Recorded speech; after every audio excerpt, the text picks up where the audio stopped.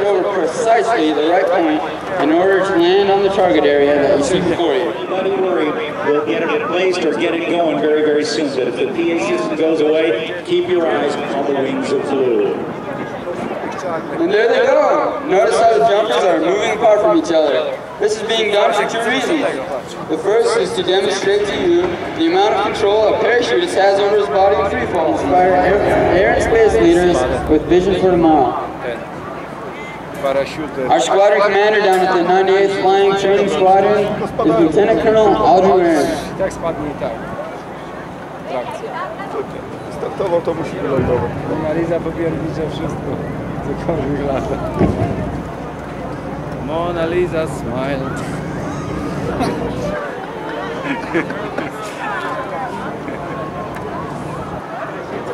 Johnny. For today's aircrew members, freefall parachuting is a necessary means of survival. Even though the temperature on the ground may be warm, at the upper levels of the Earth's atmosphere, where it is most efficient for jet aircraft to fly, the temperature may be far below zero. If the pilot ejected at these high altitudes and immediately deployed with a parachute, the pilot would be exposed to these low temperatures for a period of time long enough to literally freeze them to death. It is also possible for the pilot to suffocate due to extremely thin air at high altitudes. We can succeed in an integrated program of academic, athletic, and military training, as well as character development. Although the entrance standards are high, it is worth the effort to prepare and strive for a cadet appointment.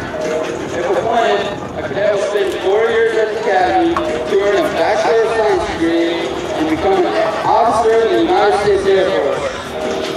During this time, the cadet will pursue a program designed to help him or her develop strength, endurance, agility, coordination, teamwork, and a competitive spirit. All right, ladies and gentlemen, let's give it up. The cadet service class, Joseph Valdez.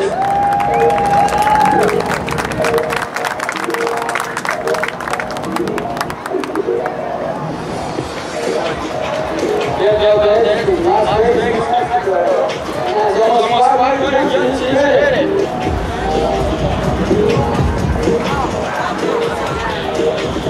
Coming together in midair and begin to spin. The colored smoke trails from each jumper will form a barber pole.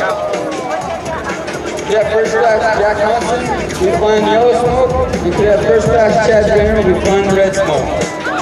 These jumpers will separate from each other at 4,000 feet above the ground and deploy their main parachutes upon reaching 2,500 feet above the ground, and pulling down on both steering lines at the same time. This is done in order to stall the canopy and the parachute just as the pilot of the aircraft clears the plane in order to achieve the softest landing possible.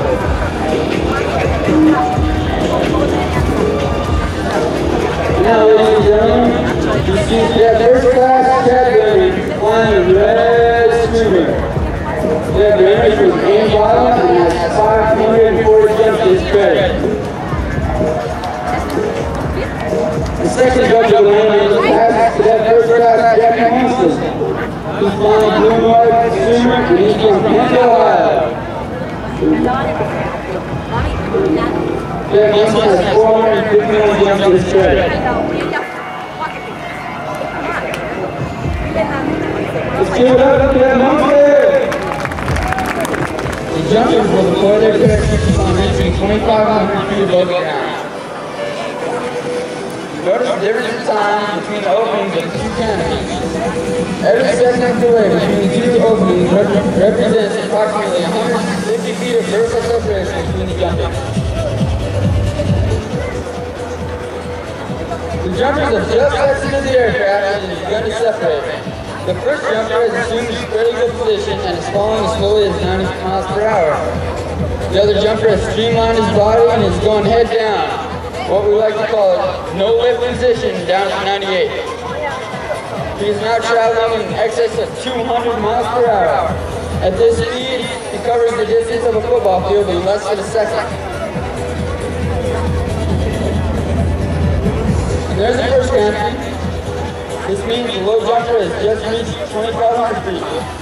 Notice the high jumper is still drifting earthward at a sluggish 90 miles per hour. Let's see how long it takes him to catch up to the low jumper. Hope you have your strap boxes going, ladies and gentlemen. And there's your second canopy, who perform at more than 50 special events, displaying their intricate aerial skills for more than 2 million spectators, who reach a parachuting championship for 22 of the past 30 years, making us the winningest elite team in the nation.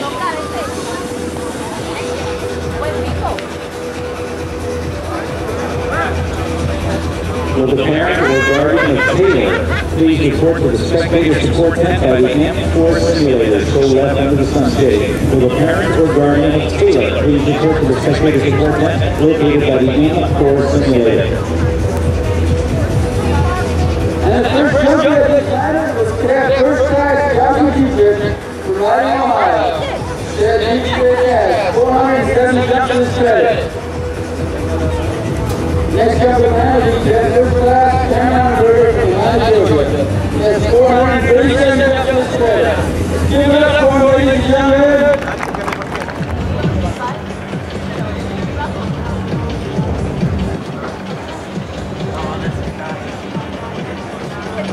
Final jump run here, ladies and gentlemen. The jump master, Master Sergeant Dave Clement, is making final corrections.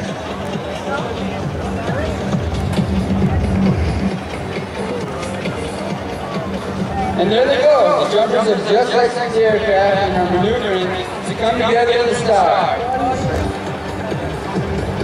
The jumpers have just come together. They'll hold this formation until they reach about 5,000 feet above the ground.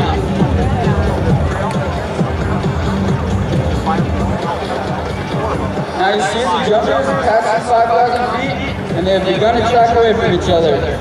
They do this not only to create the bombers, but also to provide enough separation between themselves to deploy their canopies without interfering with one another. As you can see, they have reached 2,500 feet and deployed their canopies. Safety and without mass course also includes intensive practice in the jump master and instructor technique used by the Wings of Blue in order to train their fellow cadets in the basic freefall course. 3,000 jumps straight. The following jumper will be Technical Sergeant from Southern California. Sergeant Soul has over 500 jumps in his credit.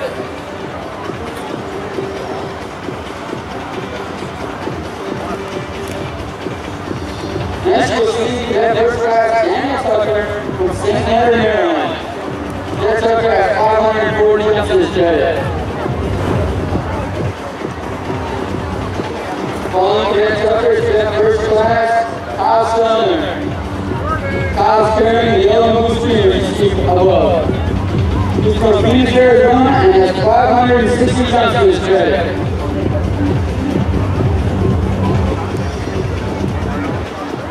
And our final jumper from Coach T is Cadet Second Class Samuel Boone. Cadet Boone from Hampton, Pennsylvania has 272 jumps in his credit. At this time, I would like to thank you all very much for your attention. We hope that you have enjoyed watching today's demonstration as much as we have enjoyed bringing it to you. And this concludes our demonstration. Thank you. Cadet Dave Lybrand. Thanks very much, Dave. Nice job, buddy. And see you tomorrow. Let's see us a party this evening. Looking forward to it.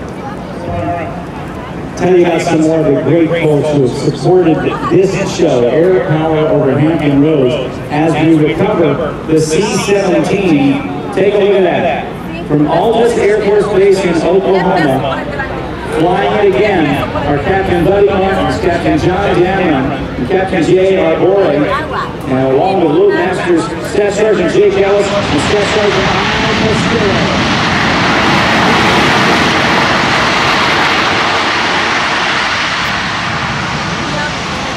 That's called the tactical approach to landing, using the Thruster 3. Thanks as well to the City of Hampton, America's first. The F-22 Raptor industry, the Raptors rule. Thanks also to USAF.